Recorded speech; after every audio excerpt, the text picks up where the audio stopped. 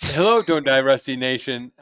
Your host, Rick Hansen, and I'm here with my co-host, Ricky Bruley. How's it going, everybody?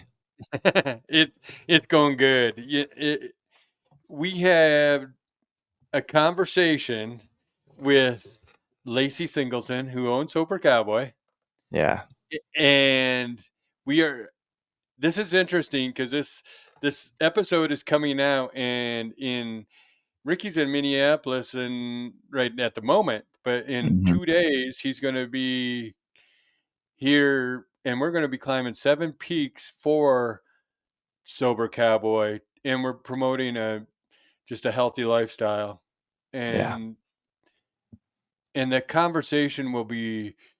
It was very interesting. You'll learn a little bit about Lacey. You'll learn a little bit about Sober Cowboy, and it's also about becoming sober and living a somewhat of a sober lifestyle. We aren't preaching about what to do, but we're kind of showing the way, I would say. And hmm the one thing I want to say about this is Lacey is a genuine, just one wonderful person, and she's doing things for the right reasons, and she is just a great person. And to and it's interesting also because on 2 days before we did the video, I did the podcast. Tyler Childers put out like a little Instagram post about him becoming sober, and I got listening to it, and I thought he says what you gain by not drinking is get your time back. I thought that conversation with Lacey was awesome, Ricky.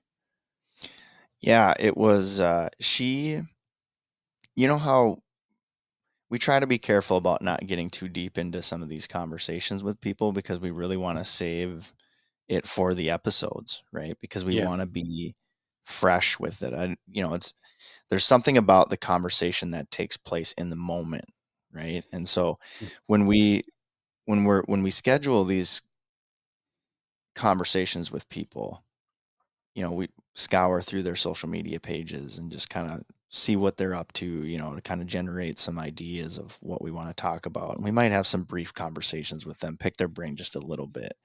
And so you kind of start to develop like these assumptions about how maybe they got to where they are.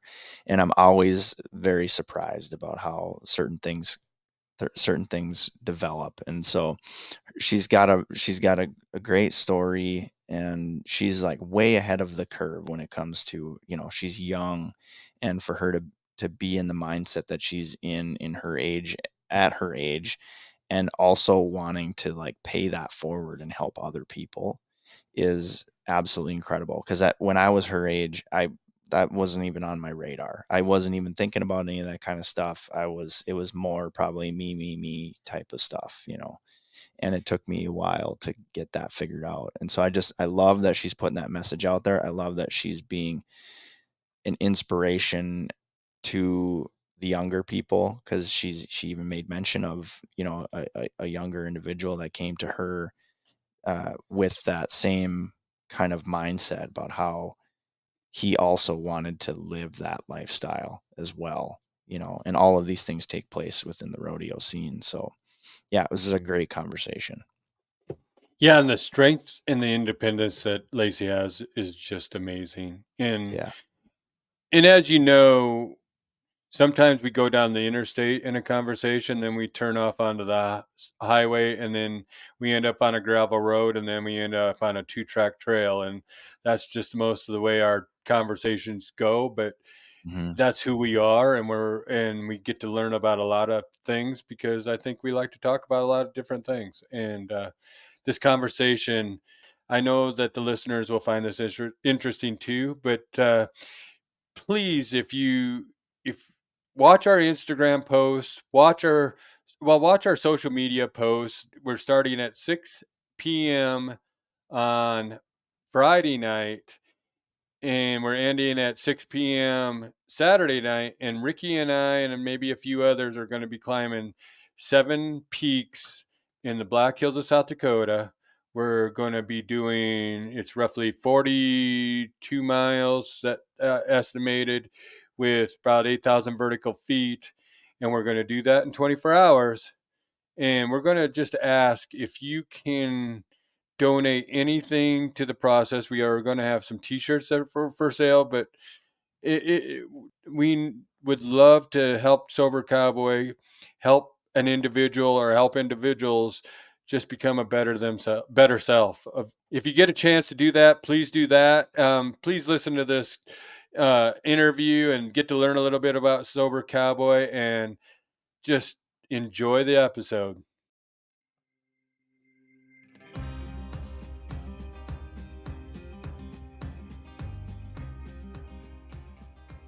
Welcome to the Don't Die Rusty podcast. I'm Rick Hansen, and we will be talking about living, not dying.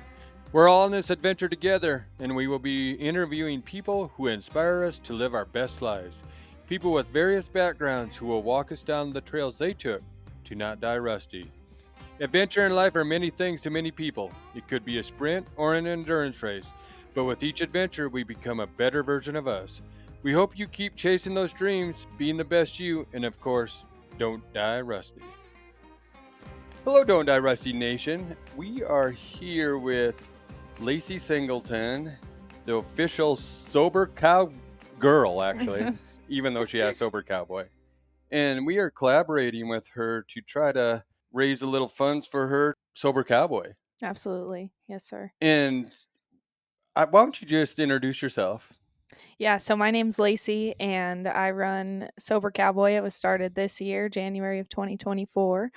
And our main goal and mission is going to be to help provide resources to cowboys, the Western industry, and rodeo athletes to hopefully avoid addiction by using healthy alternatives other than drinking and using drugs, and then also raising funds for those that are already struggling with addiction, hopefully get a cowboy through their recovery process, whether it be rehab or some kind of therapy or whatever they need along the way.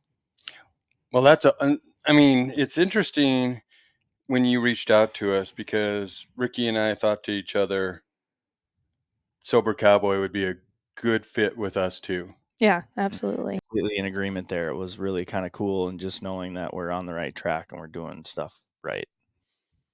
Yeah, and I don't know how it came about, but I know that I was scrolling through either Instagram or TikTok and I saw a clip of something you guys were doing. I don't even remember what it was now, but I'm like, that seems like it's got a good message behind it and I want to work with these guys. So sent the message over, and that's kind of been my life the last few months, is just finding people along the way that, think and feel the same, that we can all help each other. So I'm glad we're here sitting together.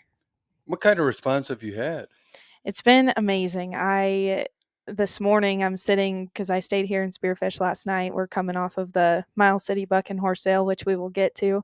But I stayed here last night, and I just stayed here at the city park. I camped in my car, but I woke up and there's little baby ducks and there's turkeys gobbling in the trees behind me, and the creek flowing through, and I'm just reflecting and thinking about the conversations that I've had, not only coming off of this weekend, but anytime I go out and am with people in the rodeo world or just people that want to talk about Sober Cowboy in general, I'm just so humbled every day when, I've got random strangers. Like, you guys started out as strangers and now we've kind of built a friendship, but I've got these strangers that are so supportive and they're behind this mission fully. And we were talking before this podcast started, like, what am I even doing? Is this making a difference? Is this what I'm supposed to be doing? And I go back and forth with that every day. I think any business owner or somebody chasing a dream does. It wouldn't be called a dream if we didn't. But I just feel so grateful and humbled by the people coming out of the woodworks and just, standing behind this thing full force. So it's been amazing so far. I just hope that I can continue to go out and be the catalyst behind, this movement of creating a healthier lifestyle for cowboys, and kind of get out of the norm of what we're set out to be and kind of portrayed as. So, well, it's interesting when you reached out, because Don't Die Rusty is about chasing dreams. And there's days that you're going, is it worth it too? Like, Ricky does all the technological stuff. I mean, I'm working on it. He's trying to teach me, but but I know what he's doing, and I know that I'm trying to help him out, and I'm trying to do this, and I'm going, is this all worth it? Because like I'm taking time away from him and his family, and I'm taking away, but from Cindy or whatever else. But then you start hearing what people start talking to you about, Mhm. and that is the most amazing thing because I start you get that down moment and you send us a message, I think we would work well together, or you Mhm. get that other person, all three of us, but we get that person that says you're doing a good thing, Mhm. you are inspiring me to do better, and that keeps it rolling. Yeah, You know what I absolutely. mean? Yep. And it's interesting, we were talking earlier too, and was how we both see. I mean, we both saw Tyler Childers come out about going sober too. Mhm. And I don't know if do you have Netflix? Mhm. Have you ever watched Loudermilk? No, I don't think I have. Well, Loudermilk is. Have you watched Loudermilk, Ricky? Nope. Nope. Haven't Well, heard of it. Loudermilk is about he was a music critic, Mhm. and he was drunk and he did stuff and ran into a tree. His wife lost her leg. They got divorced, but it's a story. But it's kind of a dramedy, we'll say. Mhm. But I watch it because it's kind of interesting. But then I watched it and then it's like in the middle of it, it was like, why do we make like alcohol and drugs one of those things that are acceptable to forget our problems, Mhm. but not? I mean, Ricky and I have talked about in many of our podcasts about the drugs and the alcohol help you forget your problems for a little bit, but we can go up into the woods and find our way out of some of these problems, or at least start the process to finding the answer. Right. Yeah, I like if I'm out on a hunting trip or something like that, I don't even think about it. I don't even need Mhm. it. Other than, we might grab one at dinner or we might have a celebratory one or something like that. But aside from that, it's not the norm where it's like after I get off work, I need to have a drink to unwind and do that sort of thing. And I've always been, and probably in the last 5, 6 years for sure, I've always said I was the driver. Mhm. So Yep. I'm out of it because I like to feel better and good in the morning. Right. I wanted to go back, talking about the work that we do and, questioning, is this worth it? Is this where I want to go? Is this the direction I want to go? And I think a big part of us, keeping this train moving is having ourselves as creators, lifting each other up and complimenting one another. And I wanted to say, that I just wanted to give you some props for going out there all the time, because you don't really see that on the outside, right? You don't get that Mhm. impression that there's that struggle, and a lot of people don't realize that. But I just wanted to point that out and say good job, because you're consistently posting all the time, and you're just getting at it, and that's what you need to do. And even though there's that question in the back of your mind where you're just like, I don't know, you just got to keep going, just got to keep pushing forward and keep moving. Yeah, well, I appreciate it. Thank you for that. I was thinking this weekend, I'm pouring my whole life into this. I'm putting my other jobs on the back burner and like that, spending a bunch of money to get here, spending a bunch of money on marketing and shirts and all these things. And I'm like, dang, I'm going to run myself broke. But I go back to, what God tells us to do, and that's to chase it all the way. He wouldn't give you a dream that you couldn't afford no matter how much money you have in the bank. So it's going to Yep. pay off one way or another, whether it be like that financially or spiritually. I'm just happy to be out there doing it, and like I said earlier, humbled and grateful, and I just those feelings just overwhelm me every day, and that I get to do this kind of work, and I know that someday it'll make a difference. So, Well, it The is, good and Lord, and the good Lord will provide. absolutely. and because they don't I mean, sometimes people don't realize the amount of work that goes into posting. I mean, and it is work, but like it's also for me, it's like sometimes it's inspiration and it's my peace in the morning to go take that picture of the sunrise or say something that might mean something to somebody. But in the end, it's like I do this every day just, and it takes a little time, but it's worth it to me. Yeah, absolutely. So I have a question then. Okay. We'll start out. Why did you create Sober Cowboy? So this is a good question. It's a good intro story. And why wasn't it Sober Cowgirl? Well, I just figured, like, I don't know, I try to think about what came into my mind was, in the Spanish language, we just call, if it's like a mass group of people, we call it by the boy name, right? So I Mm-hmm. figured cowboy kind of covers us all, whether it is cowgirls or Yep. cowboys. I didn't want to section it off to just cowgirls. And so yes, I am a sober cowgirl, but at the same time, it's a cowboy way of life Yep. sort of thing. So that's why it's cowboy. Yeah. Yeah. But so since I graduated college, I moved home and I've been living with my mom ever since. And I think in your 20s, it's kind of just a weird place, because it's like, what am I supposed to be doing with my life? You're supposedly an adult, but you're still feel like a kid, and you don't have it together, and you don't have the money to go do, this or that or the other that you get later on in life after you're established and stuff like that. And I just was feeling so stagnant, and I've been feeling that way, like I said, since the day I graduated and moved home. I'm like, I worked in the restaurant for a couple of years, and then I've been selling insurance, and like that, I feel like I'm spinning my wheels for, years. So I'm sitting there, and this fall, actually, had this last fall, 23, I had, I was like, well, I don't know what to do. And I was, burned out, and I'm selling leather work and going to shows, and that's all fun and games in the summertime. But then when it comes to gets cold and everything kind of quits happening, that's fun. I'm not selling as much leather. I'm just working insurance and living with my mom and spinning my wheels. And so I actually was going to join the military. I was hot on the track to go to the Navy, and I was thinking, well, that'll get me, out of here and traveled, and I'll be, taken care of financially and medically and all the things. I'm thinking, the benefits, and go serve the country. That's got to be fulfilling. And because I'm just not feeling fulfilled, right? I'm just like, what am I supposed to be doing? And I'd been feeling like this a lot longer than just this fall, but this fall it really set in for some reason. And I'm like, kind of depressed and like praying about it. Like, what is my purpose? What am I supposed to be doing with my life? I know that I'm cut out for more than selling Medicare plans in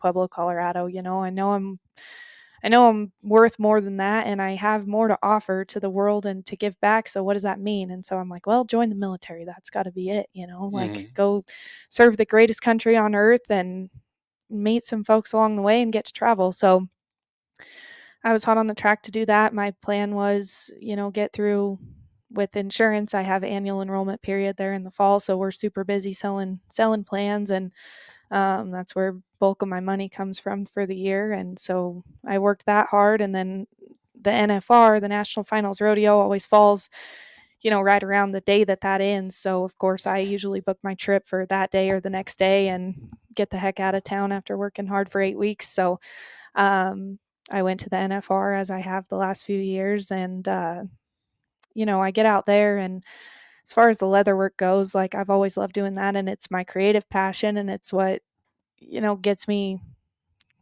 out of the mundane of the rat race of like that. Insurance is it's a cut and dry job. Yeah. You're selling. I'm commission only, so I've got to be kind of that used car salesman, and it's not that fully. I care about my people, and that job is fulfilling too. But I get to the NFR, and I'm like, God, I just want to be here. I just want to be in this industry. I want to be working with these people. I want to be here all the time. Um, and so this has been an ongoing thing the last couple of years, that I get home from that and start feeling this way. And so I got home, and, I started thinking, like, how do I do this? And it started with, well, be a Western influencer, right? So Yeah. you got to do a lot of photo shoots and try to get brand deals and do all this and that. And so me and one of my good friends is a photographer, and she helps me make a lot of content and stuff like that. So her and I are like planning all these shoots and doing this and that, and I'm posting them, and nothing's really happening. And it's like, well, I don't think this is the route to go, and I'm just a little discouraged. And this is, mind you, like only 2 weeks. I hadn't given it much time at all. But I'm kind of the impatient person too. I'm not very good at like letting stuff sit and wait and simmer. And but I'm talking to my mom about it, and she's like, well, I don't know what you have to offer that's different if you're just putting on cute Western outfits and posting pictures. There's hundreds of thousands of people out there doing that. She's like, you got to do something different. Tell your story some way. So I really sat on that for a few days and simmered on it. And I'm like, what's my story though? Who's going to care about that? What does that mean? But then I start looking at the people that I do follow and like that, the other people that are out there doing that have this big following, and, some of the big ones like Dougie Hall that I've become friends with.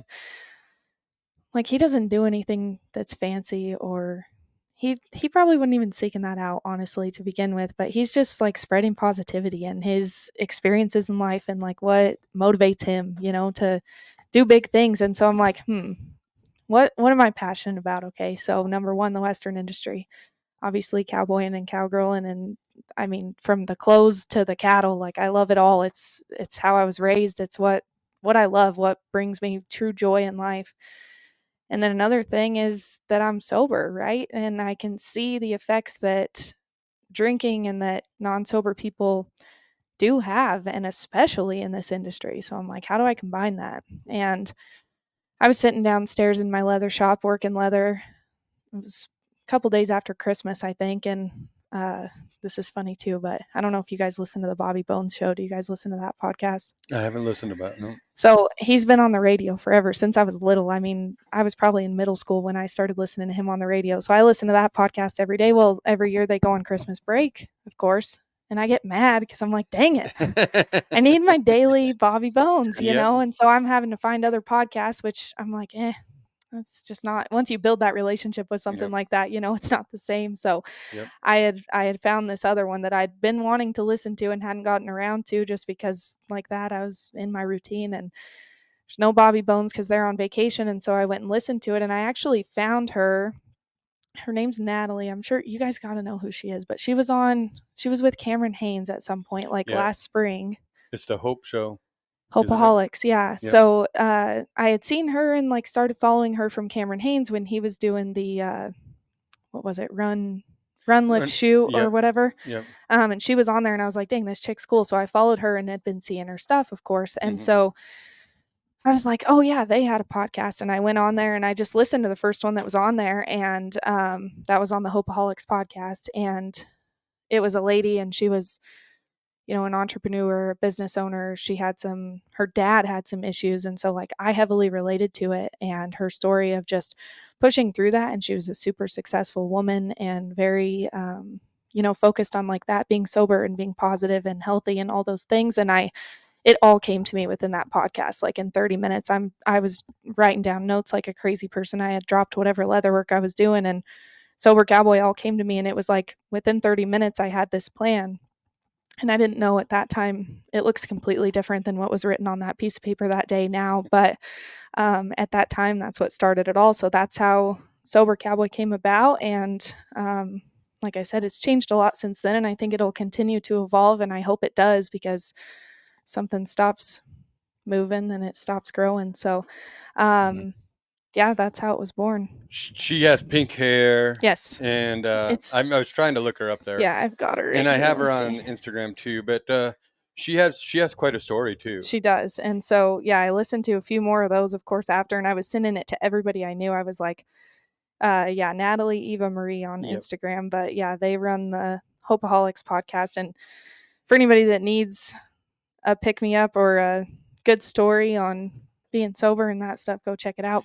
And she usually has, there's usually a clip of her once a week or saying something that I've seen. And I actually, that's funny, because it inspired me too. Like she says a lot of stuff that is real. Oh yeah. And I think that's why Sober Cowboy is the same way. I mean, and hopefully Don't Die Rusty, because we're authentic.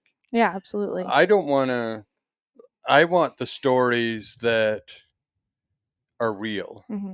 I mean, there's always the obvious story, but it's more fun to find that story that is real. Like Tommy and Dara. The obvious story is Tommy got blown up in Afghanistan. Right. The more authentic and interesting story to me is how Dara stayed with him The through messy side of the story. the messy part of Right. becoming sober. Yep. And it's funny also because since we have started this collaboration, I see more of like the sober things, the just I see different things. It's funny how you don't see things until they're in front of you, and Mm-hmm. then you keep on seeing them all the time Well, now. and You know yeah, what I you mean? just think about things a little bit differently, and you're like, oh man, this has been right here all along, but I didn't ever think of it that way. So yeah. Because so you started sober cowboy, and you you have been you're all over the social media is really awesome. Yeah, And, creating content has become my life, unfortunately. My screen time is way up, but it's all right. So, Mm-hmm. well, Ricky and I have talked about this too. I mean, sometimes our screen time is up, but I'm not going to be the one that's going to stop people from scrolling, because if somebody scrolls and sees your stuff or our stuff mhm. and they get a smile on their face, that's all we need. Yep. And your inspiration with like the stories you have done Mm. and some of the people you met, and they've inspired me, because like we didn't know each other, and I'm going to go.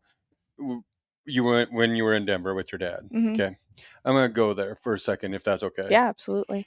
So I don't know. Had we been even talking a month? No, definitely not. And you posted that story that your dad put up, and if you will explain that here in a second, but Mhm. we haven't even known each other very long, and I'm texting you and saying I'm sorry, and this is that's the authentic thing about, we know that you're an authentic person. So I and you then at the end of the day you said thank you for everybody that cared about you. And when you get people to care and know that you're an authentic person, Mhm. that's means you're making a difference. Yeah. Well, I sure hope so. And it did, the people like that we hadn't been friends very long. We hadn't even hardly known each other. Or Yeah. maybe had one meeting together before this, Yeah. and there was a couple other people that I had met one or two times that were texting me, and then I was again, that's where the humbleness comes in, like, wow, these people took time out of their day to send me a text on a day that I'm having a hard day, and sometimes I might have not even know when they're having one, but I'd love to give that in return. And that's where, like, that the posts and stuff, I just do that so that hopefully I reach who it needs to. And when I get those messages like, hey, this really turned my day around today, or this made me smile, or whatever it is, then it's like those are the kind of people I want to surround myself with, and you've definitely been that. And I do appreciate and am humbled by the opportunity to be here, but also know you and be friends with you, because it did bring a smile to my face when I have some, friends and family that didn't even send a message that day. So I appreciate it, and it means the world to me. Well, good. So Yeah, and you know, I appreciate you saying that, and it's reciprocal. I mean, again, it makes us feel like we're taking this whole thing in the right direction. And then I, what you had said about the Hopeaholics podcast too, you know what I mean? Like, just the content as we just continue to put it out, and Rick had mentioned that him and I had talked about this, and it's just, we're not like exploding with, viral stuff, and we're not, but the thing is every single follower that we're getting is a genuine individual. And Mhm. like with the Hopeaholics, like, you listened to that podcast and then you were like, this is great. And then you told 10 friends, and that's what Right. we need. We want genuine people to follow us. I don't want, and so I feel good about the way that we're growing. We're growing organically, and we're growing using hard work and sweat equity, to gain our followers. And so that's where it's all going to take off exponentially. You know what I mean? There's a difference between Absolutely. having 10,000 followers and they all engage with you, and 100,000 followers and they're all fake, so it doesn't, Right. so, we just keep going, just keep pressing forward. Yeah, and like that, you never know what you've posted even in the past, that once you do have that following, is going to affect somebody, and they're going to share it with 10 more friends, and it's like it's going to reach where it needs to go. And anytime that I do have somebody send a message like, I needed to see this today, I say back to them, I'm glad it got where it needed to go, because Mhm. that's just it. We can just provide what we provide and do what we do and hope that it reaches the right people, and from there authentically, that's what's going to, bring the people behind you. And I think that you guys are doing a fabulous job of getting there. And this is special, and it's going to reach where it needs to. Well, I Yeah, hope it's it's a been wild how this whole thing has kind of come together, because for the last couple of years for me, and we talked about this with Sloan too, but just, I've been kind of, God's been speaking to me through other people, and saying, hey, you should really lighten up on your drinking. You know what I mean? In so many words, but just like started listening to the David Brinker's podcast, periodically. And he's talking about getting sober, and, just all these people that are getting put into my life that are starting to go down that road. And then me and my wife decide to do, 30 days, and then it turns into 60 days. And then, then we meet you, and now we're doing the challenge, the NA May right now. So it's just, I keep feeling this pull, this nudge to do that. It, Mhm. and it's the benefits, like that could be something that we could go into later, but just the benefits are tenfold, Well, cutting those things out of. I was I was gonna ask you guys, how you feeling? like we talked earlier, I really don't drink much. I might drink socially. I don't have any, for me, I don't have anything in the house for myself. Cindy Mhm. has a beer here and there, but I always feel good Yeah, because, Mhm. you're and not that's a doing that funny, anyway. but So and I'm not trying to be, I don't know, this socially uptight person, but I used to have, I don't, we went somewhere, I can't think of where we were, and I had a root beer. Mhm. And I feel better of having the root beer because, and the other thing is, since we were collaborating with you, it's a different story if we're not. But I have the goal to finish these 7 peaks Yeah. that we're going to be doing and raising money. But I might have went out and had a beer, so and not like in a social aspect, but I'm staying climbing these mountains. I know I gotta get. Here's the deal, and I told these people I climbed up Crow Peak. That's the peak right over here. Mhm. I was climbing. I climbed up in the middle of the day, but that's because we helped that lady out that hit the coyote on the Mhm. way up back from the bucking horse sale and got home late. And I said, if I'm going to climb it, because I like to climb it at sunrise. Ricky knows that. Mhm. But that's when there's nobody up there. There's a Yeah. view, and you have that peace. You have that spiritual awareness or whatever. And if I'm going to go out and have a beer, and people can laugh at this, but I don't feel as energetic because right now you got to get up at 3:30 and be gone by 4 and start heading up to beat the sun. Yeah. And so I feel good. Yeah. I, I, I mean, and I'm up. I'll keep on doing this because I have no problem doing that. Yeah, and that's Mhm. awesome, and that's the thing, the clarity and I mean, down to you sleep good. And Yeah. so a lot of people that, don't have that ability or haven't experienced, what you're saying, that you maybe haven't had the issue, or it's just, one beer here or there, take it or leave it, whatever. But for some people it's not that. And so I have one of my friends that I had worked with in the restaurant when I moved home from college. And we had known each other forever, but we weren't really friends before working together. And she reached out to me the other day and she said, "Hey, I've got an issue here and I want to deal with it." And I said, "All right, give me 30 days. I want 30 days and I want you to see how clear you feel after this." Because when you are constantly putting that in there, even if it's every other day, or, for some it's every day, but even if it's once a week, but you're binge drinking, that clarity's out the window. And so I told her, I said, "Give me 30 and I want to talk to you about how your brain feels after 30 days." And how do you feel, Ricky? Fantastic. I mean, it's, I was going to comment on the sleeping thing, because I've done this many times throughout my life, because, I'm genetically predisposed to alcoholism. It's been in my family. And so periodically I would, I'd say probably at least once a year, I would take a 30-day hiatus just to make sure that I can do it. And you get to that 30 days and it's great, but I always went into it with the mindset of, I'm going to get through 30 days and then I celebrate, Mhm. and then kind of just, and then I'm like, I've got a goal of to, be better, right? Like maybe just a weekend warrior, maybe just once in a while during social situations, but it eventually turns into, several a week. I can't say, I'm sure, but clinically, I would have been considered an alcoholic, having two, sometimes three a day. And that, I don't really get a buzz from that. It was more or less, like I said, just kind of a crutch, to deal with stress and anxiety, things like that. And when I was when I would do the 30 days in the past, I would struggle to sleep actually. And I actually had no problem sleeping before. And Mhm. then when me and my wife did the 30 days, I was like, I'm just going to keep this going, because we did November. So it's like, well, then if I do another 30 days, that takes us to the end of the year.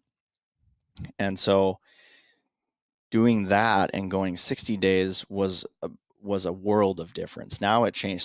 So I figured out that the problem with my sleep was it was just the transitionary period.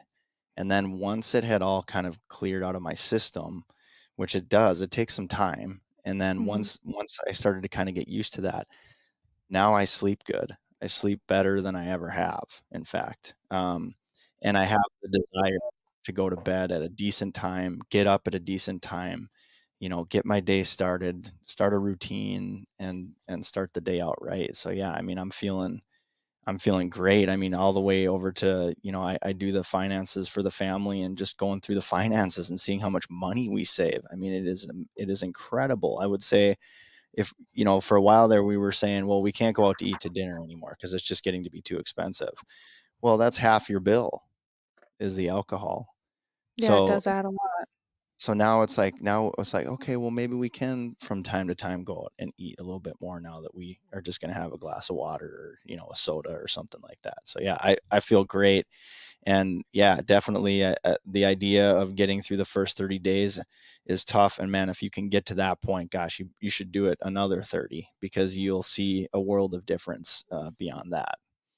Absolutely. And now that you say that, in the beginning of my practicing of sobriety, I didn't sleep very good either, but that's because you're usually, getting a little buzzed or getting drunk in my case. And um, you pass out essentially. Yes, you go to Yeah. sleep, but is it good sleep? No. And like you Mhm. said, once you get over that hurdle of actually getting it out of you, I mean, I'm the same way. I'm like an old lady. I go to bed at 9:30 and I get up at 5:30 and I'm off, but I had good rest. So, yeah, it does take a little bit of time, but it's so worth it once you get into that routine instead of the other. So, Mhm. And it's good for you. It's so much. It's good mentally. oh yeah. Yeah, I mean, you get Yeah. the good sleep, but you get up early in the morning, and I love getting up in the early morning, because the only problem about getting up early in the morning is if other people get up early in the morning and know you're up, then they might call. But nobody usually Oh is yeah. bothering you till later in the morning because they aren't Mhm. up. It's quiet time. Yep. And it is your quiet time. Yeah. I take that time every day. I try to get up at 5:30. Some days I don't get up till 6:30 or 7, but um I like to read, and I usually have 3 or 4 books going at one time, but if I can't do that during the day once other people in the house wake up, it's you don't have reading time, you got to talk about the day, you got to talk about what's going on. So, yeah, Yeah. I like to do that. Like when you're hiking, I'm reading and we're Yeah, getting our days started right the and way Yeah. we like to. So, and we are, and that's great. Mhm. yeah. What made you decide to get sober to begin with? Yeah, so I I had gone through a pretty rough breakup, like, my heart was pretty broken, and that was in let's see, we broke up, like, end of July of 2021, and so, of course, I went it's not that I hadn't been drinking before the breakup, but I just went on a full bender, and, Mm. that's how I was getting through it. I was just getting drunk and crying or not crying, being mad, whatever it was, all the time, and so then after I'm sure I went to the NFR that year, I did, and then so after that, it's like, okay, now I've been drinking for 3 months straight, 4 months straight, and I'm still crying about this, like, I couldn't get over it. I was like, "Okay, I gotta be able to move on somehow, some way, and this whatever I'm doing isn't working." And Mhm. so, of course, around the New Year time, everybody's getting their New Year resolutions and their goals and all that set up, and I'm seeing this stuff about dry January, and I'm like, well, I've done 30 days before because same thing, I had done it back in college one time where I gave it 30 days and, took that time to not be drinking. And um, since that time, I think that was my sophomore year of college, but I think since then there hadn't been more than 10 days that I'd gone without drinking something. So that dry January was creeping up, and I was like, yeah, I'm going to do that and see if that gives me any kind of clarity, or maybe I'll stop crying myself to sleep every day, or Yeah. maybe be able to kind of move past this pain. And it wasn't that the pain was moved past in any way. It took a couple years even after that breakup to really get, to the point where I'm like, okay, now I can maybe move past and see other people and stuff like that. But even in that 30 days, it's not that I got over it in that time, but it was definitely like that. I slept. I knew what decisions I was making. I knew I wasn't saying anything stupid or having to apologize to anybody or fighting with any of my friends or any of that. And so it kind of just continued on from there in the same kind of fashion, Ricky, as you said. I got through that January and I was like, sweet, now I'm going to celebrate and have some beers. And I remember cracking that first Coors Banquet and drinking it, and I got done with it. And I was like, damn, I don't really want to do this. I don't really want this. And I think I drank a second one. And then I really said, yeah, I don't want any part of this right now. Like, I just didn't even.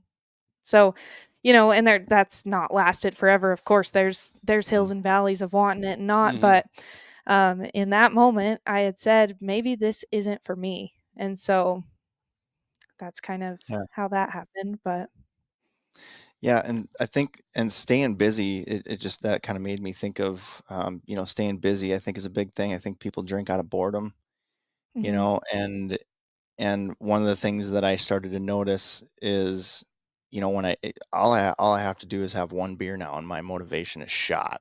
Like I would all I want to do is sit on the couch and watch TV. Like it's completely shot. And so just going through those experiences, it's like, man, I got stuff to do. I don't have time to be even thinking about whether I want to do that or not. It's like I got stuff to do and I just need to do it. So I'm just going to take that out completely and just fill up a glass of water.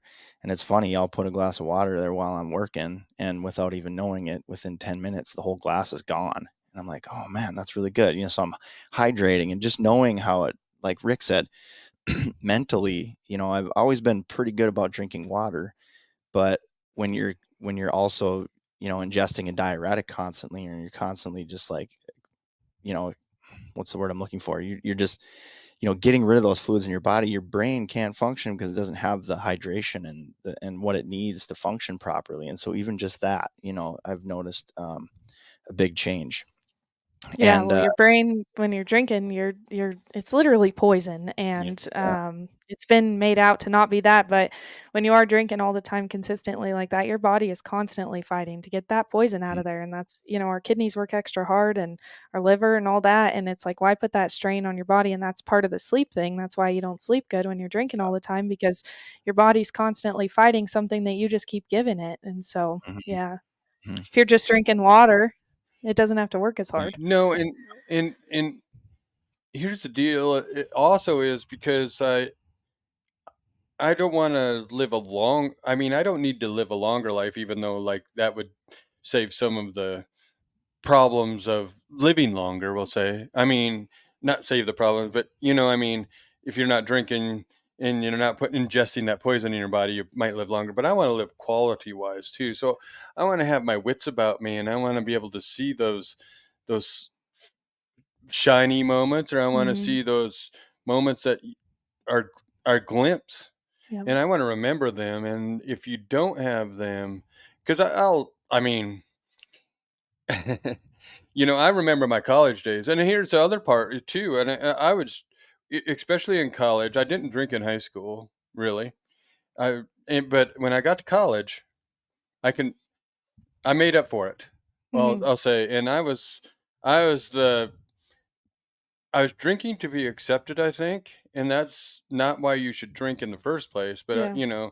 I'm drinking to be the fat guy at the party that's fun, because plastic surgery can't help this. I'm just saying. mhm, But but I'm drinking Everclear and Gatorade. I'm just trying to get messed up. It wasn't about well, and it wasn't yeah, about fun. It was about just getting smoked. Mm-hmm. And then you start realizing, you know what? That's not about living life. Yeah, You not at aren't. all. And that's, another thing I was reflecting upon this morning, and even, any other trips I've taken that are for sober cowboy, like the buck and horse sale this weekend. Normally, the old me, oh, I would have had a blast, Yeah. but how much of that would I really have remembered? And also, how fun is it to wake up the next morning? I'm not a good drinker. I get so hungover. I want to fight when I'm drunk. I get crappy with my friends and my family, and so it's like, Mhm. why, like after this weekend of the buck and horse sale like that, I didn't have a single drop. And it's like, I remember every single thing that happened, and I get to cherish those memories rather than it being Exactly. fuzzy. That's there. I've got it. So, Mhm. Yeah. And But before I forget to say it, good for you for doing all that. I apologize because when you went through it, I kind of jumped into my thought because I didn't want to forget what I was thinking in the moment. But uh, yeah, good for you for doing that and making that push. And then it's really cool that you've been able to kind of roll this into your plan and just wanting to help other people. And yeah. with that, we talked about this before, but I did want to point out too, just in case we inspire just one person to do 30 days or 60 days. And even if you're just the type of person who maybe has one after work, or a couple a week or something like that. Um, One of the things that I noticed is me and my wife, we do a pretty good job of dealing with stuff. You know what I mean? Like disagreements, arguments. I think we do a really good job of navigating those things. But I did come to find out that we also kind of soothe some of the anxiety and some of the stress that comes with that by having a drink. The one big thing that I noticed, and this is something that you have to be very conscious of and aware of in the moment, because we had kind of gotten into a little bit of a situation, a bit of a disagreement. And for whatever reason, it seemed really hard, like harder than any other disagreement we've ever had. And I just couldn't figure it out. I was really, really low. And I was like sitting there thinking about it, and I was praying on it and trying to figure out why was it that this was so much more difficult. It wasn't a more challenging situation than we've ever run into before. But I think what I came to, obviously, and I'm sure you know where I'm going with this, is that because we didn't have that crutch, because we didn't have that, the alcohol to kind of soothe that, we were forced to think about it and sit in that together and try to figure it out. And so those moments were difficult, and I wish that it had dawned on me in the moment that it was the fact that we didn't have that crutch anymore. And so it forced us to kind of sit in that and hash it out and get through it. And we did, and we're better for it. But I just wanted to point that out. Well, and that's a huge part of it. The first step is admitting to that problem and that guilt. And so a lot of it is repressed, and Hmm. that's the thing, like even with the heartbreak situation, it's not that not drinking helped me get over the heartbreak, because what it actually did is made me sit in it. I had to sit in Hmm. those feelings and figure out, why am I so upset about this? What can I do to better myself for the next time? What could I have done better, and really reflect, rather than just like I was getting drunk every night and shoving that stuff down and just being like, oh, he's an ass and I'm sad about it. That's not what it was at all. It was that both of us had these issues and we weren't able to work through them together because of the alcohol. And like, imagine if we would have been sober, would we have had those problems? And it's not that it's going to magically fix everything when you stop drinking, because it's not, Right. but No. it's going to give you the ability to sit in it and fix it yourself if that's what you so choose to do. And that's the willpower that comes in to actually look at this stuff right in the face, the problems that we have. And like that, you got to step on the anxiety, or, I like to acknowledge that it's there. Like, okay, hey, anxiety, I feel you. You're there. I know you're there, and I'm going to give you space, but I have to deal with this in this way. And that's what alcohol kind of represses, all of that, and makes you not feel any Mhm. of those feelings, along the anxiety, the sadness, all of that. Yep. But once all of that piles up and you repress it for so long, that's when the bad stuff happens. And so, finally I was to that point where like I was being a jerk, and I don't want to be a jerk to my family. My mom and I were fighting, my brother and I, and I don't want to be that. I don't want to do that. And so I've got to deal with these demons and this stuff that's hurting me inside. And once I realized that, I'm like, oh, okay, there's a lot more hurt going on in there that I haven't dealt with all this time I've been repressing. It's not just this heartbreak. This heartbreak led to the discovery of all these other heartbreaks that are in here, whether it be, like my dad or myself, my own actions, or whatever it is, whatever came up along the way. But instead of repressing that, I had to face it and look it in the eye and say, all right, we're going to get through this, and nobody else is going to push it down or numb it out. Yep, for sure. Well, and that's where I wanted to get back to. Mhm. Maybe can we get back into tell? Yep. Can you tell us a little bit about your dad's story? Yeah. So, the his full from his point of view written out story is on sobercowboy.org, and I encourage anybody that's interested to go and check that out, because he did write me from prison about 15 pages handwritten front and back, of his story from like when he was born all the way until now, and why he is the way he is. But I can definitely run through it. So uh he's been an addict all of my life, all of his life for the most part. He was a very successful entrepreneur, and very similar to myself, just kind of all over the place. And he's got a lot of irons in the fire, and he's working a lot of things and doing it. And then, he also had a young family. So him and my mom got pregnant with me when they were about 17, 18, and had me. And so, they were young, and there was a lot thrown on his plate. And obviously on my mom's too, but he had a family, and I don't think he was fully ready for it. Of course, I don't think any 18-year-old boys are really, Mhm. like striving to be a dad at that age, but he manned up and dealt with it to the best of his abilities. Unfortunately, my grandpa and his dad before that were all had their own issues with addiction and stuff like that. So unfortunately, the only way that my dad knew how to deal with those feelings, like we were just talking about, was to repress and hide and run from it by numbing it out with whatever substances came along.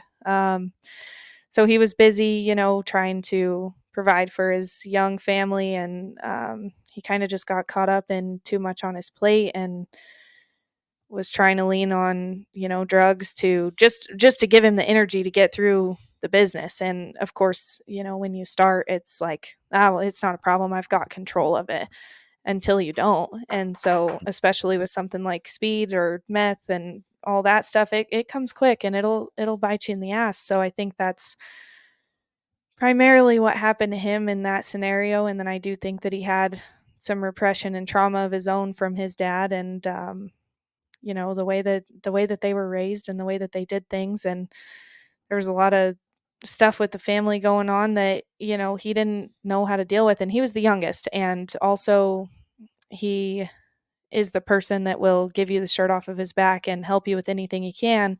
And so he took a lot of that from his family onto him. There's a lot on his back before he had a baby at 18. Like that, Mhm. he already had it pretty tough. There's a whole, family business. His dad's an alcoholic. His dad's not being great to his mom, and so he's taken on a lot of pain right away. And so when it came time for him to have his own, he kind of just broke. And so he ended up using drugs, and my brother was born, and he went to prison the first time. So my brother was about 1, I think, and he was in the state system for 3 years. Um, and of course, him and my mom were married at this point and still together through his first stint. And he got out and was clean and sober for 8 years. We were back to running a couple cows for the family. We had horses. We were doing 4-H. We were in sports. He was coaching teams. My mom and him were doing super good. They were in the gym. They were, successful, like both of them making pretty good money and doing all the things that, like that the world and Mhm. society sees that you're to do. They've got a house and their kids and the animals and this and that. And he, so they decided to custom build a home. And so of course we got through with that, and it was beautiful, and we were moving in, and he fell down the stairs and broke his ankle while we were moving in.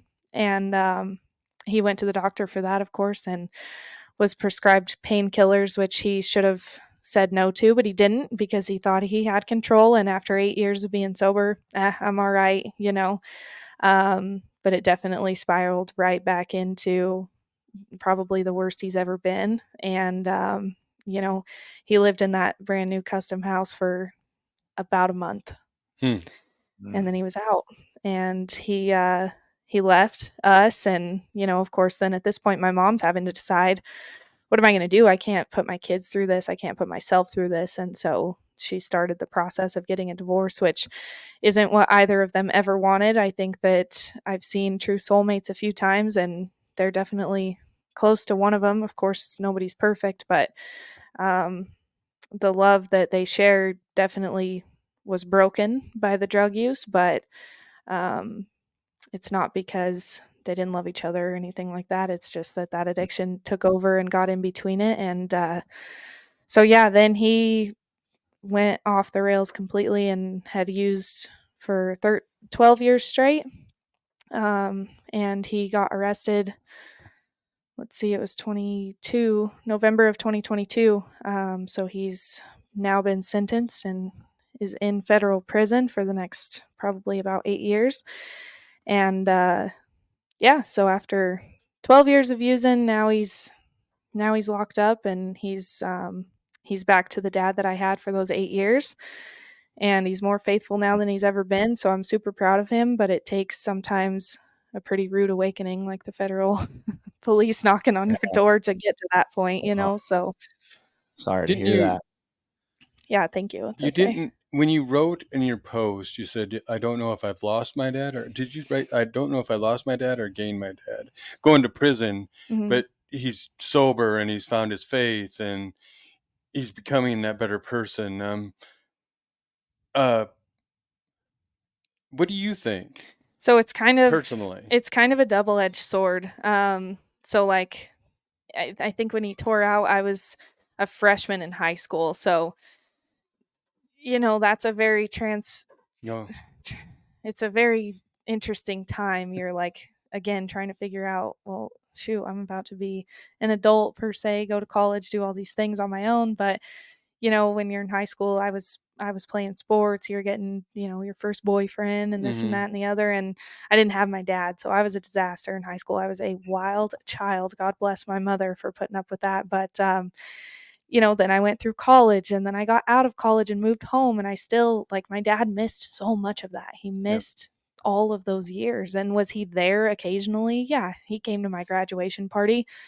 He was high and acting weird, you know, like he's there, but is he really? You know, that's Mm-hmm. not the person that we all know and love. And so um it's a double-edged sword, because now that he's been sober for the last 19 months that he's been in, I have that person back that I so much love and adore, because I was a daddy's girl for sure. Like, that's my best friend. I've looked up to him my whole life. He's awesome. He's a great man.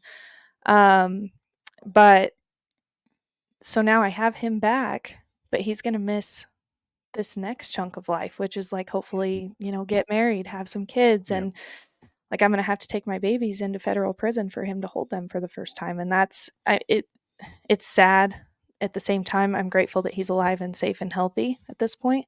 And that's where I have to keep myself, or else I will get, you know, super upset about it. And so that day that he was sentenced in the courtroom, when the judge said 132 months, I'm, you know, trying to figure out months, because that's how they talk in my brain into years. And I'm like, oh my God, he's going to miss it all.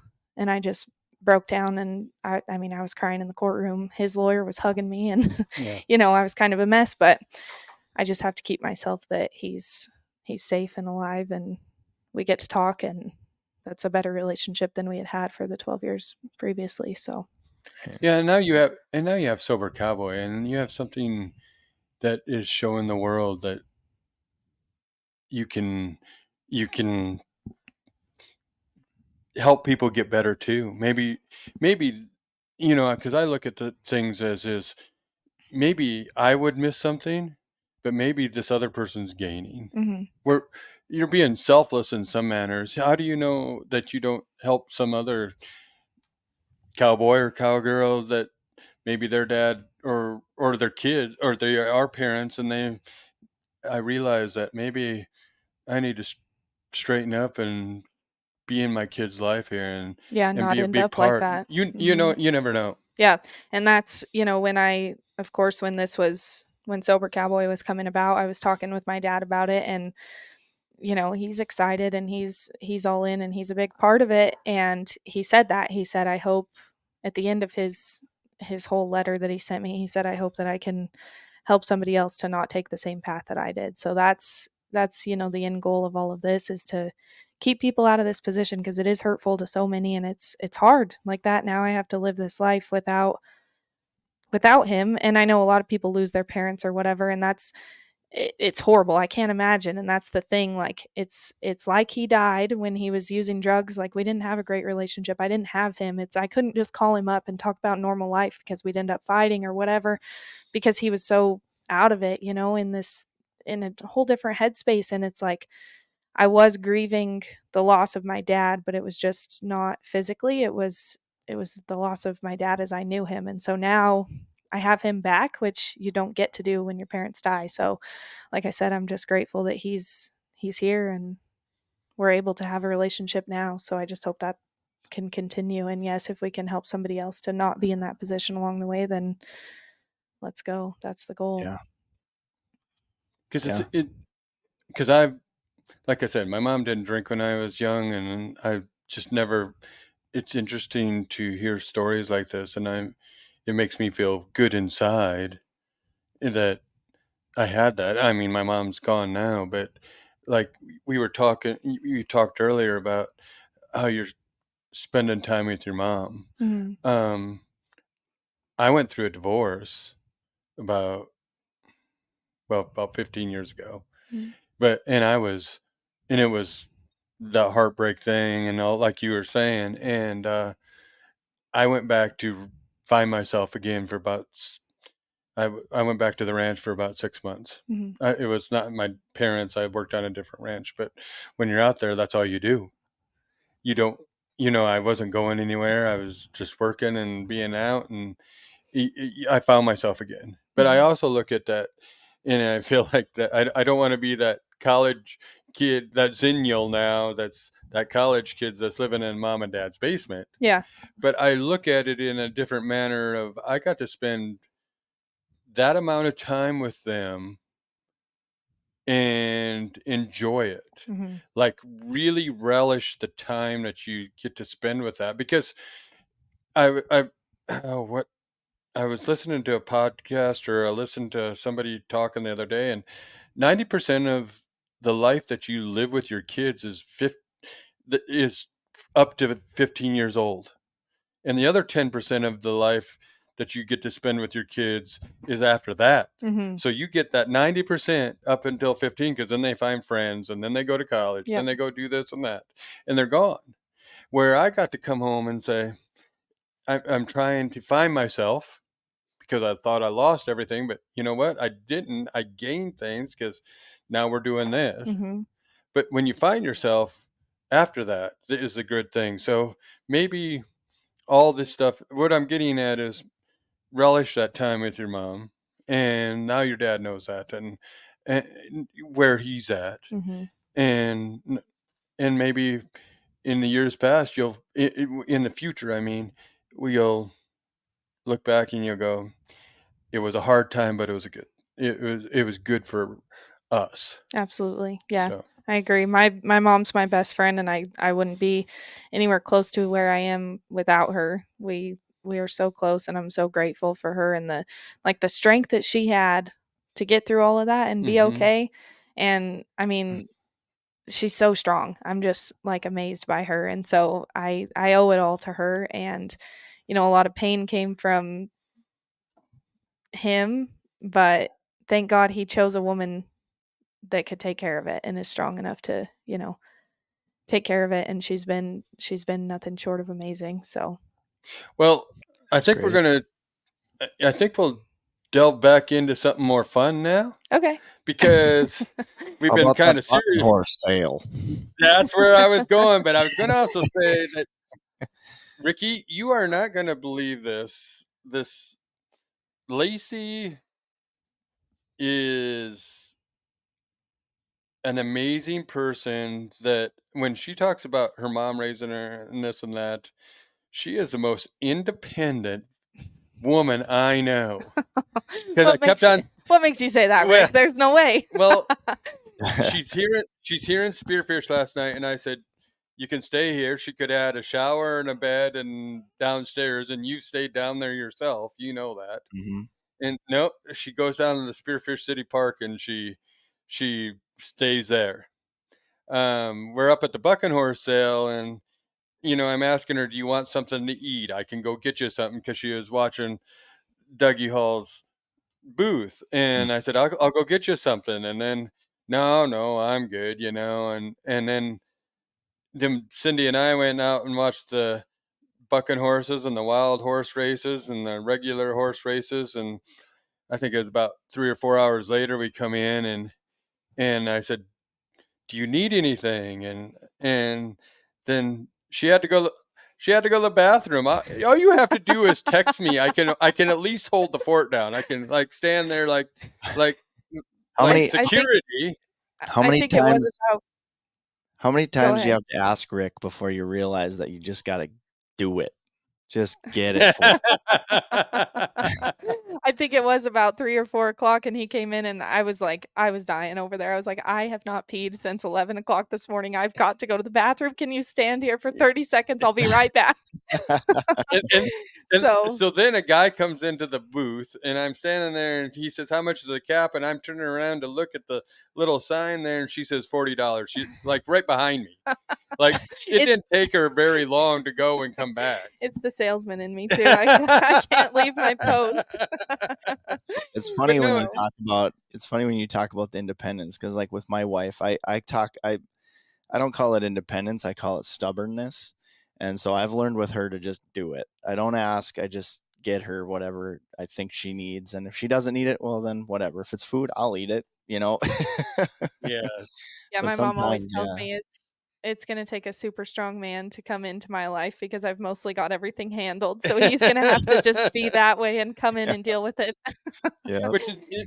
which is interesting because my wife Cindy, she is very independent, and she's had to be, and I appreciate that fact, so I can handle it. It's just like I'm just trying to help you out, girl. Mhm. Yeah. But here's the funny thing, Ricky, is like there are things in life that you do that you don't know why things happen. We go to the bucking horse sale, and Cindy and I get up there, and we went to the parade, and I got to stand by this old feller that told me every single person that came down in the parade that wasn't political. They like these tractors come down, and he knew every single tractor and who owned them. Mhm. And he's telling me stories about ranching life, and he lived north of Miles City. And then we get, that's done, and we get out to the buck and horse sale, and there's booths out there, and there's people around, and we walk up. We walk up to the booth. Oh, I walked up to the booth. Cindy just went and did her own thing, like the independent woman she is. And She had shopping to do. she did.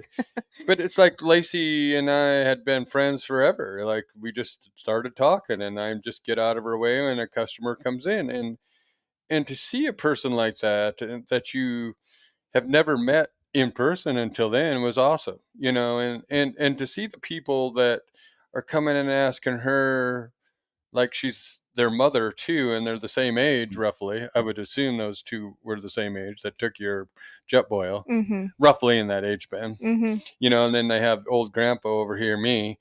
But that's besides the point. I was definitely a little bit playing the mom card. I had sandwiches, and yeah, those kids, my friends, were like, "We're hungry. We need your keys. We need your jet boil." So, Yeah. But if you go up there, it is amazing. It's one of those things. I had some people ask me like, "What is the buck and horse sale?" And it's one of those things. Some people don't know about it. Living in the rural lifestyle, I mean, living on a ranch all my life, I knew what the buck and horse sale was. I've just never been there. It's one of those bucket list things that I wanted to go to, and Cindy and I went up there a couple of years ago. But the people there, I would say 99% of the people are just so friendly and just so nice to be around. Yeah, absolutely. You It's a know? great time because of that. It's even like that at the street dance, those bars get a little wild and we're weaving in and out of there to get some water or find a friend that we've lost. And, you're bumping into people everywhere. And it's like that. There's no hard feelings in there. Everybody's pretty, it's pretty relaxed and carefree weekend and everybody's just happy to be there. And I love it. Last year was my first year. I'd never even heard of it until last January, and some other friends of mine that I met at the Denver Stock Show said, "Oh, you should go to the Buck and Horse Sale." And I'm like, "Well, what the heck's the Buck and Horse Sale?" And so I ended up last year was my first year, and I took my leather booth up here, and I mean, I met some friends there that like that we've talked every day since that Yep. I met at the Buck and Horse Sale, and they'll be friends for the rest of my life. Um, one of them I told this weekend we were talking about getting married actually, and I said, "Oh no, you're going to be in my wedding. You're the friend, like that's how close we are after." And Mhm. it's just because everybody's and maybe it's because we're in the middle of nowhere, Montana, where Yep. people don't get to do much except for be around the people and then we all get together, and it's just a great time. But yes, everybody's so kind and it's just a fun time. It's just so fun. So, It is, and it's just one of those things that makes you feel proud to have lived in the country lifestyle. And then so so we do that, and then Little Independent over here, we say goodbye to because she doesn't need anything then. And here's my story, because she doesn't need anything. I said, there's a pizza like there's like a oven, wood stove pizza place out there. I could have went and bought her a pizza at least, or something to eat, because you were going to be there till 8 o'clock, wasn't it? mhm. Closed down at 8. Yeah. And she doesn't need anything. We said our goodbyes, and so Cindy and I went down and we had a burger at I can't think of the place right now, and we left, and everything's timing. And I stopped. We're on our way between Miles City and Broadus, and there's two owls in a tree, and I took a picture. I said I want to take a picture of them, and I got some cool pictures. But it's all about timing. And so then we get going down the road a little further, and this lady in a Land Rover had hit a coyote. So here's the one thing. Here's my little thing: don't buy or rent like a SUV Land Rover, because it's a plastic undercarriage, skid plate there, and she hit this coyote and drove it another mile and must have ripped off the skid plate and ripped her hoses off, and she's in the middle. She's between, I mean, she's just about dead center between Broadus and Miles City, and she's sitting alongside the road. And I said, Cindy, we need to turn around. I didn't know she had to hit a coyote. I just saw Yeah. she needed help. Yeah. And we turn around, and this is this is what you don't see a lot, though. And I'm not saying putting us on a pedestal, because I think a lot of other people would too, but we went and sat there for 2 hours waiting for the police to get there and a tow truck, so she Mm. could sit inside. Now Mhm. you want to hear, and she was from Monument, I told you. Mhm. Now so we're sitting there with her, just because she's a city girl, and and I said we can't move because you don't know where service is going to be either. Right. We Mhm. move a, we move a mile down the road either way, we could be out of service, and we're not going to be able to talk to anybody. And it's not good Mhm. service through there. You've got No. hardly any, so So we sat there with her for 2 hours, and we learned about people, because I can talk to people. And you want to know the most amazing thing about this woman was she had a 40-year-old child, and she Mm. had a 9-year-old child. wow. Oh, wow. Can you imagine that? Wow. Can you imagine being the brother? I don't remember if they're brothers, brother, Mhm. sister, but can you imagine being 31 years older than your brother or sister? It's crazy. And she said, and she was making a joke about it, like she said, don't ever have older, have children, like she had to be on the edge of not having any kids ever, and then she has them. It's like, Right. holy moly, that was the most astonishing thing. It was fun. So it's fun to sit with people, but what I'm saying is the caring that you have out in these wild places where there is nobody driving by, Mhm. Mhm. and the timing of us. We would have never seen her if I wouldn't have stopped and took pictures of those owls. Yep. We wouldn't Right. have seen her if wouldn't have stopped and ate. But Yeah. there's things that happen in life that, like us coming up there to see you, us stopping to see people, and now you're here. So there's a lot of things that happen in this world that are good, and this is where I'm going to go again. Is the good things that we're doing is we're collaborating with Sober Cowboy, and Ricky Steele. He climbed one mountain, but I don't know if he knows what seven's going to feel like. Piece of cake. Piece of cake. But I've been training in my dreams. so this is this podcast is Tuesday, which is going to be coming out next Tuesday, but we are going to have a T-shirt that we hope you will buy. Any of the listeners out there would want to buy to help Lacey, help people. I mean, we're all here to help people, but Ricky and I feel that this is an important cause, Mhm.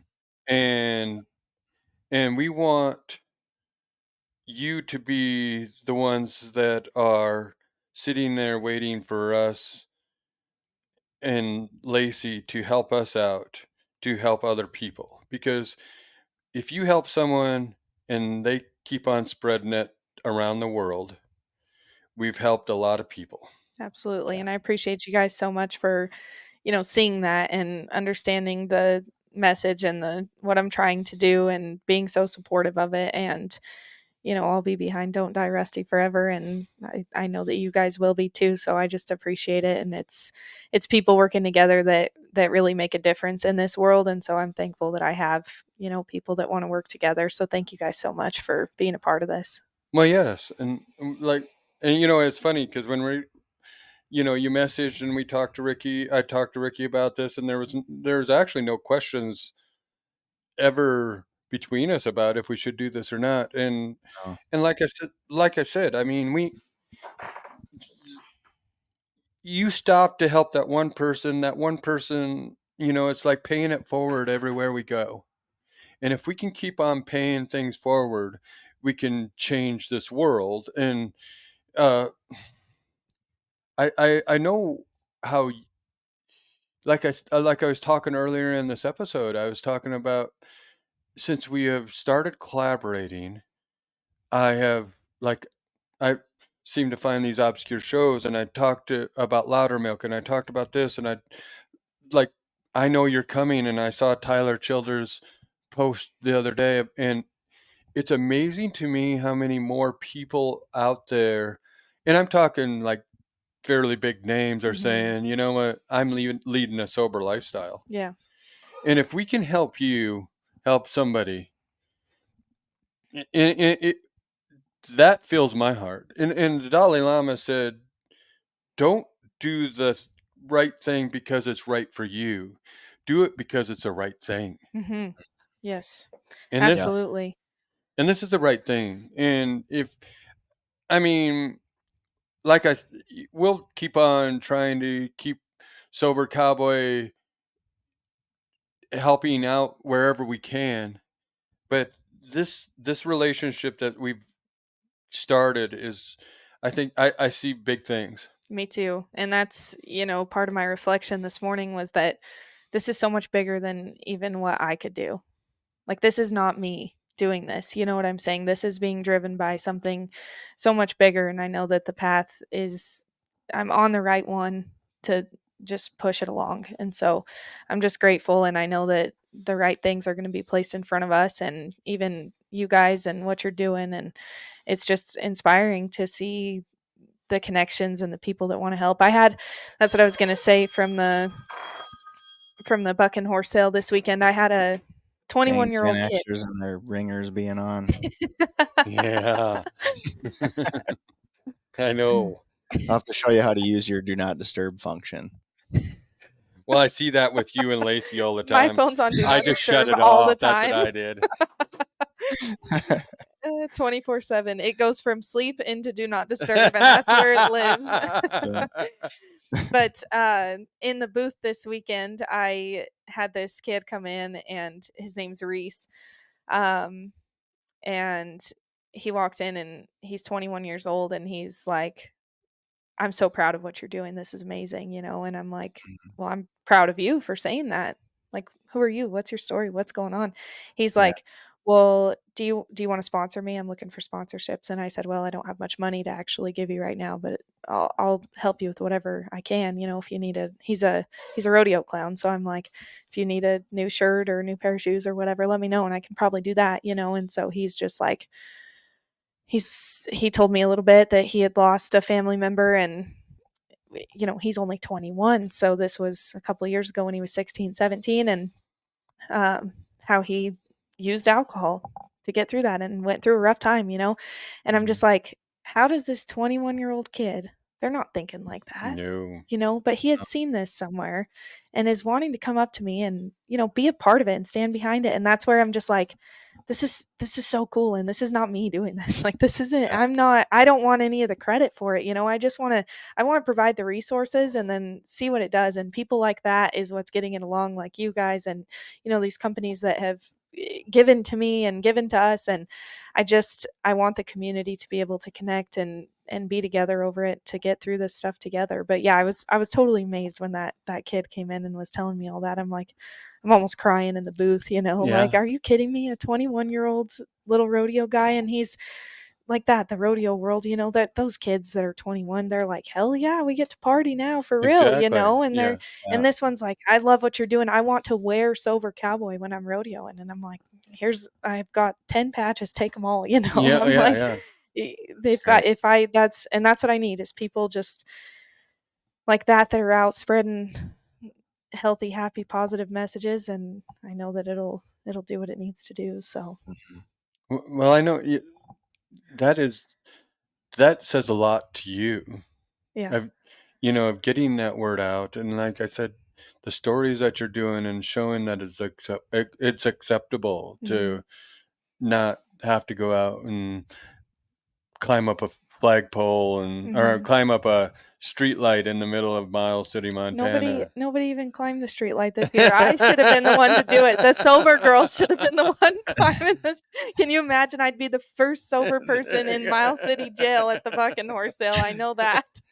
but I mean, that says a lot right there. Like you said, you're 21. You're out to have however much fun as you think that you're going to have in that with that, and to have somebody thinking ahead like that, it amazes me. Yeah, I was just in awe. I was like, I love this kid. You know, I don't know him. I met him 2 minutes ago, and I love him. I want to give him everything I have. And Mm. like that's what I hope this community can do, and that we can all do that and just give to each other, and you know, take when we need it too. Have that available to take when we need it. I know sometimes I still have my days, and I'm like, man, I need to go back and listen to what I told them.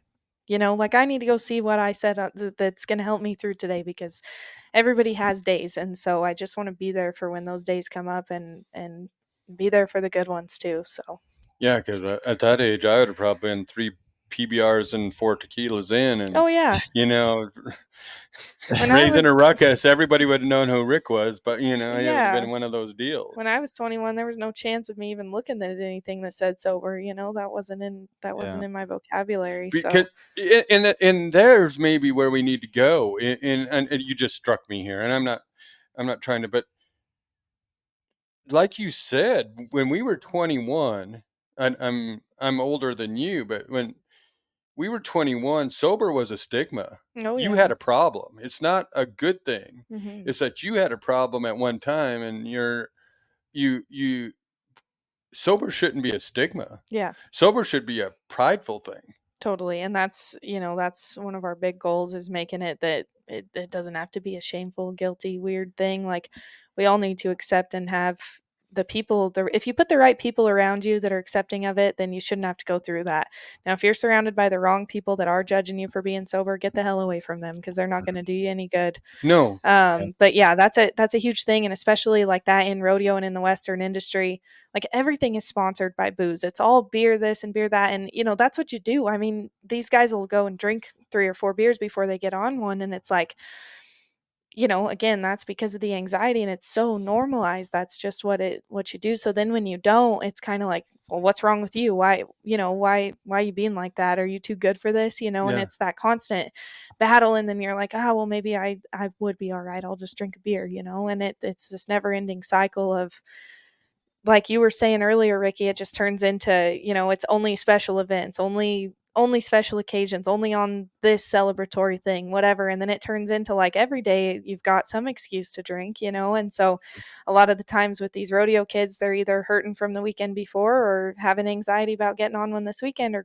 doing around this weekend. And so it's that cycle and it's never ending. And then it just that's what I want to promote, that it's okay to not do that, and it's all right to go to bed and wake up and be healthy and clear and be able to fight through that anxiety and go do what you got to do in the sport that you love and do it healthy. So Yeah. I mean, if there are any other youngsters that are listening to this, the proof is in the pudding with me, because when I got into some trouble when I was in high school, and I quit drinking. I dove into Taekwondo, and I got really really well involved with that, and I had a bunch of friends that we were all in it together. So uh, and that really established a lot of discipline with me and everything like that. And I went to my first year of college, and I did great my first year of college, and then just kind of started to fall back into that routine, being around all the college kids and everybody drinking and going to parties and stuff. And eventually I gave in, and it just was like the beginning of a long kind of, I don't want to say downward spiral, but just again, like ended up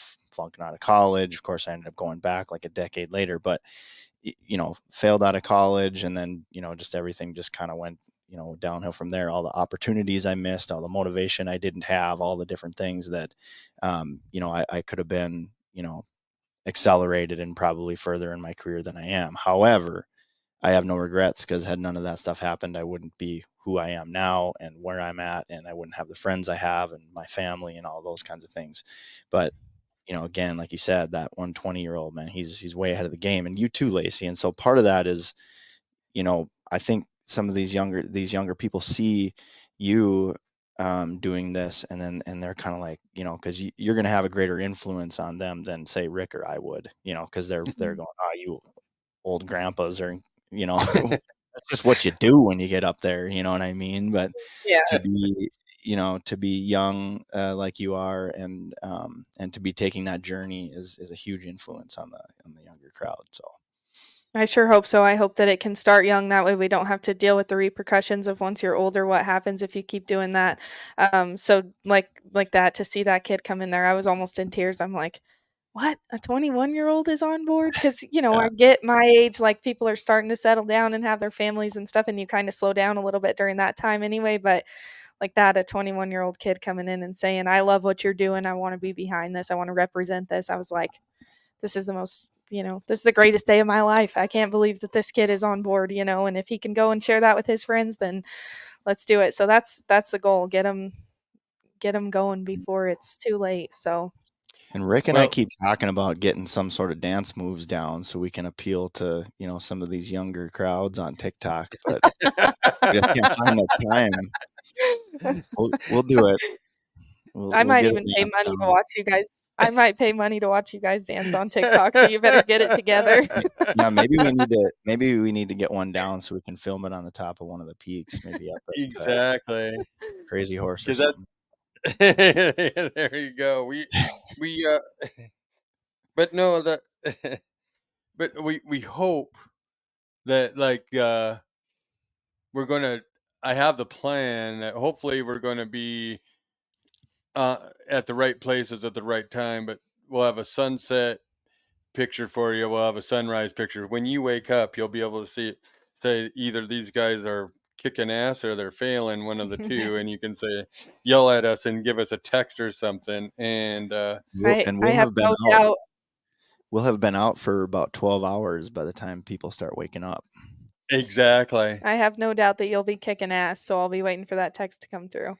So yeah, and we'll be posting every summit and probably throughout the day too. So we just want to tell the story that like, which is roughly the same, because I've done this before, not 7, but today Ricky's on the 7th. This is probably the logistics of what you could do in the Black Hills, because you got to drive. But every place is a journey.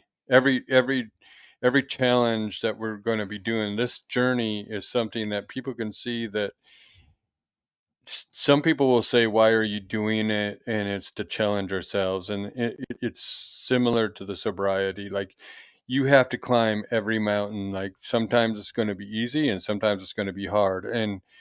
And you may go down into the valley, but we're going to climb the next mountain. Yep. And when we get to the end, that's when we can celebrate that maybe we have made it through a great part of for our day, but everything will influence your life in that manner. So if you have those valleys, if you're drinking and you feel like you're getting down where it's challenging you, you need to just climb back up that mountain. And that's kind of where I'm going with the 7 peaks. Is that's why we should work. This is a great collaboration, because I truly believe in this, and I truly believe that we can make a difference in this world. Mm-hmm. So, Yeah, well, and wait till you all see this shirt.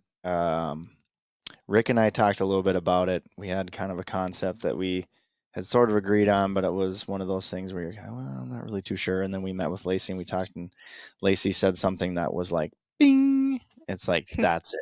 That's what we need to do.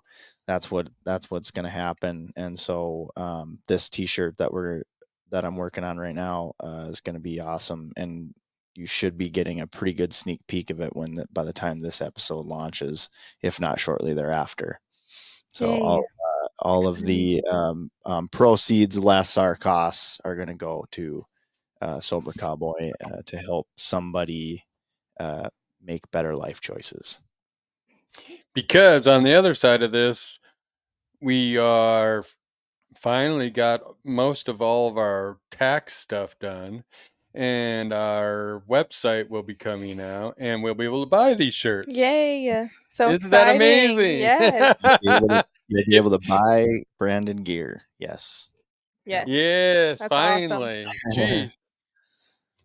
And I'll give Ricky the credit here, because, like I said, I have ideas. I don't have the technological skills, but I do have ideas. Yeah. Well, And you need both to make it work. So I'm glad you guys Exactly. have each other. Exactly. All of my writing and all of that stuff is being dedicated to the Range podcast, and so I leave this all up to Rick on that. He's the brainchild behind all of that, and then I'm just kind of the fuel in the background, I guess. So he Yeah. does keep me going. Like I said, you have those low days. Yep, absolutely. Um, Well, you guys are doing a great job, so keep it up. thank you. And if you need a kick in the butt, you can call me and I'll tell you to get it together. all right. Because it's worth it. Yep. But Mhm. you being so young, I'm still going to ask you the question, even though we've talked about all this stuff. Right now, we always ask this last question in every episode, and you're not going to get out of it. Okay. All right. It's okay. I'll take it. All Hit me right. with your best shot here. All right. What's the good life to Lacey? What's that? Tell me again. What's the good life to Lacey? What's a good life to me? This is funny. I was just thinking about it this morning and talking about it. First of all, being in Montana opens up my soul feels so alive in Montana. I don't know what it is, but I just love it over there. So coming off of the weekend being in Miles City, and that's eastern Montana. Mhm. Like western Montana is so beautiful, and I'm Mm. even feeling like that through the rolling hills of eastern Montana. And so it really just has me evaluating like what I'm doing, not in my work, not in this nonprofit, not in any of that. But I was talking to my mom about it this morning, and I'm still kind of in that stagnant spot where I'm living at home, doing the same thing, hanging around with the same people. And yes, I've thrown Sober Cowboy in the mix now, and that is the most fulfilling thing in the whole world. But I still need to do something. And it means get out of my mom's house and get out of where I'm at, right? And go be somewhere where I can, like that. I'm so happy there over the weekend. Why not move and live somewhere that I'm happy? So that's beside the point. But we hold ourselves back from a lot of things because our family lives there, because our job is there, because our vet is there. There's all these things that I'm not going to put we into it because maybe not everybody does this, but I've made so many excuses for myself of staying where I'm at. And a big goal of mine all year has been to get out of that comfort. I have to be uncomfortable. That's my biggest goal for the year. And obviously starting a nonprofit on top of the other two businesses that I'm already running and operating is a huge task to accomplish, and it's uncomfortable. But being uncomfortable is my biggest goal of the year. The greatest life for me, I have a couple bucket list items in my life. Number one being to shoot an elk off my back porch in my skivs with my bow. Mm. Like that. The next one is to raise some cattle and some babies with a good man and live a happy, wholesome, God-filled life. That's huge to me, and I feel that that's the next step coming, and I'm excited for it because I know that once I have that, I'm going to be so much more whole as a person. Not that I'm not good on my own right now, because I am, and I've been working on that for a long time, but I'm ready for my partner and to see what kind of life I can provide in that way as well, because I know that that's inside of me too, not just working. And then, the third thing that would make my life just happy and complete is my businesses being successful, being able to share the art of leatherwork and the old cowboy way of that creation out in the world and sell it to people, and create, because that creating is what keeps you alive, keeps your soul alive. And then obviously the biggest one being to help somebody through this hurt and pain of addiction and help them to the other side, to see that life is worth so much more than you maybe see it when you are in that valley. So get some folks to the top of the mountain and walk through the valleys with them too. So those are a couple of my big life goals. Was that a good answer to your hard question? That was a Wow. great answer. But Great answer.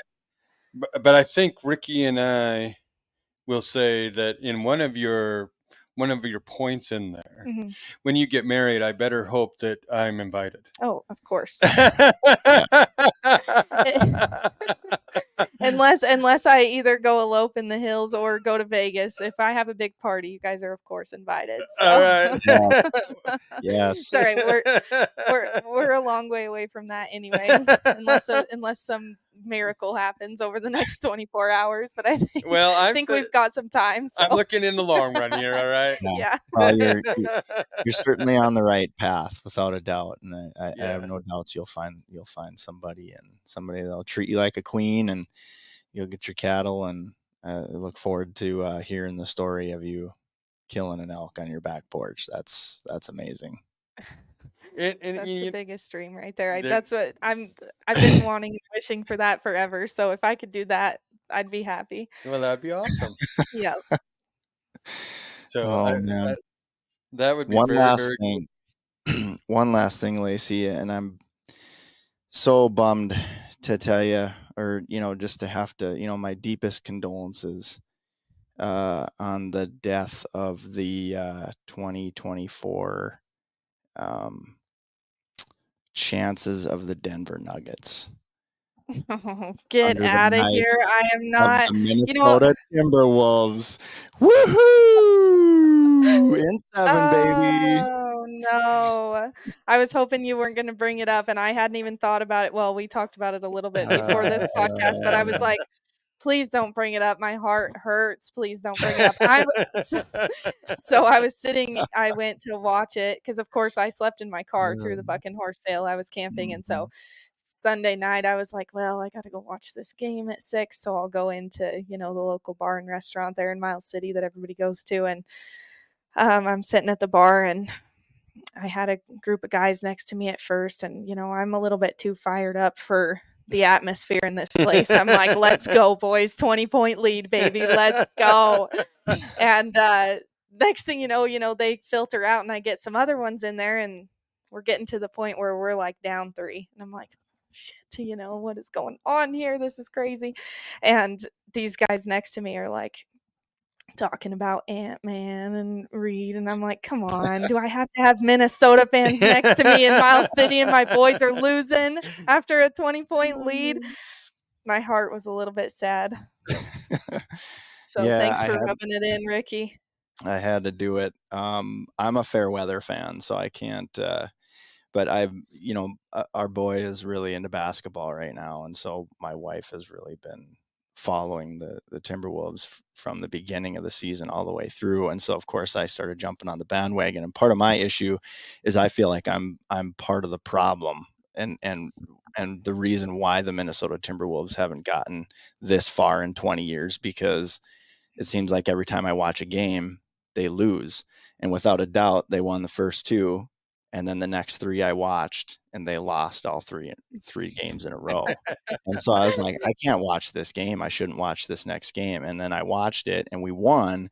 And then, and we all may have been on, you guys may as well have been on the North Pole, and I may as well have been on the South Pole, because while you guys were at the Buck and Horse sale, I was in what you would call, I was in the heart of Minneapolis at what you would probably call a major hipster gathering, at the Art of Whirl, because my wife's an artist, and so she had a booth at the Art of Whirl, and so we were there, and then we hustled home to watch the game. And of course, when it started, I was like, "Oh, this is a disaster." And then we get into the third period, and then I'm just like, "This is not the way to get into the third period at all. This game is over."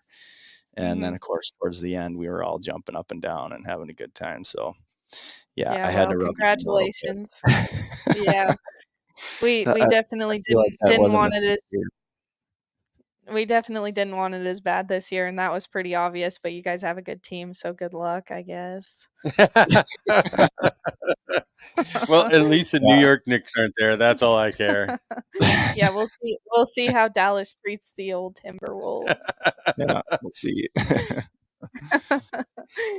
Because I have to admit, I'm a Sixers fan, but that's when Dr. J was playing, so I got to see Dr. J play on TV. But I don't know if now, I was alive then either. You both, neither of you were probably, and it's funny because last year, our friend Ashley and me, because I'm a Sixer fan, and I'm not a big basketball fan, but when we were out hunting, we did a little Sixer stint with Allen Iverson. Because what you talking about? Practice, and it was so we had a little fun with that. But no, you guys, yeah. I didn't know where he was going with that. I should have thought, oh man, he's about to talk crap about basketball. No. So, but thank you so much for stopping in here and doing this. And like I said, this will be fun. We'll figure out something. Maybe we'll have to take over Sober Cowboy sometime or something and just show things. Or you'll have to take over Don't Die Rusty. But yeah. Thank you for being here. Yeah, I appreciate you guys so much for having me again. Thank you, for the collaboration and for what you guys are doing. I think a lot of people don't think too much about being rusty, and they are, and it's kind of sad. So there's lots of life to be lived, and there's lots of sober life to be lived too. So thank you so much for believing in this and standing behind it and pushing it forward, and I appreciate it, and I look forward to seeing all the things that we can do together in the future and the people that we can get to along the way together. So yeah, Thank you guys. You bet. Thank you. Well, yes. And I just want to say, keep chasing your dreams and living the best life you can. Yeah. And of course, don't die rusty. Yes. Thank you. Don't die rusty. See you later. See ya.